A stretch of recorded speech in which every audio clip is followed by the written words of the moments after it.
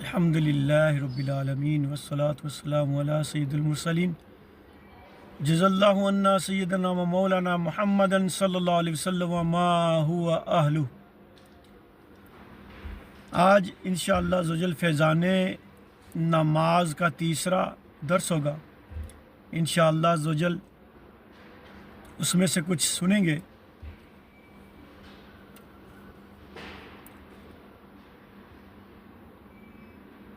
حضرت سیدنا رابعہ بصریہ رحمۃ اللہ علیہ کے گھر رات کے وقت ایک چور داخل ہوا۔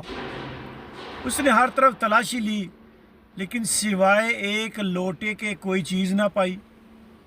جب وہ جانے لگا تو آپ نے فرمایا، اگر تم چور ہو تو خالی نہیں جاؤ گے۔ اس نے کہا، مجھے تو کوئی شے ملی نہیں۔ فرمایا، اے غریب، اس لوٹے سے وضو کر کے کمرے میں داخل ہو جا اور 2 رکعت نماز ادا کر، یہاں سے کچھ نہ کچھ لے کر جائے گا۔ اس نے وضو کیا اور جب نماز کے لیے کھڑا ہوا تو حضرت سیداتنا رابعہ بصریہ رحمۃ اللہ علیہ نے دعا کی، اے میرے پیارے پیارے اللہ عز و جل، یہ شخص میرے پاس آیا لیکن اس کو کچھ نہ ملا، اب میں نے اسے تیری بارگاہ میں کھڑا کر دیا ہے، اسے اپنے فضل و کرم سے محروم نہ کرنا۔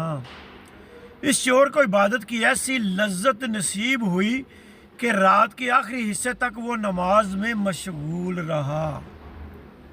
سحری کے وقت آپ اس کے پاس تشریف لے گئی تو وہ حالت سجدہ میں اپنے نفس کو ڈانٹتے ہوئے کہہ رہا تھا، اے نفس، جب میرا رب کریم مجھ سے پوچھے گا میری نافرمانیاں کرتے ہوئے تجھے حیا نہ آئی تو اگرچہ میری مخلوق سے گناہ چھپاتا رہا مگر اب گناہوں کی گٹھڑی لے کر میری بارگاہ میں پیش ہے، اے نفس، اگر رب العزت مجھے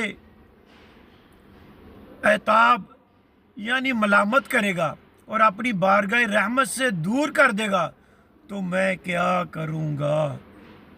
جب وہ فارغ ہو گیا تو آپ نے پوچھا، اے بھائی، رات کیسی گزری؟ بولا، میں عاجزی و انکساری کے ساتھ اپنے رب باری کی بارگاہ میں کھڑا رہا تو اس نے میرا ٹیڑھا پن درست کر دیا۔ سبحان اللہ، میری معذرت قبول فرما لی اور میرے گناہ بخش دیے اور مجھے میرے مقصد تک پہنچا دیا۔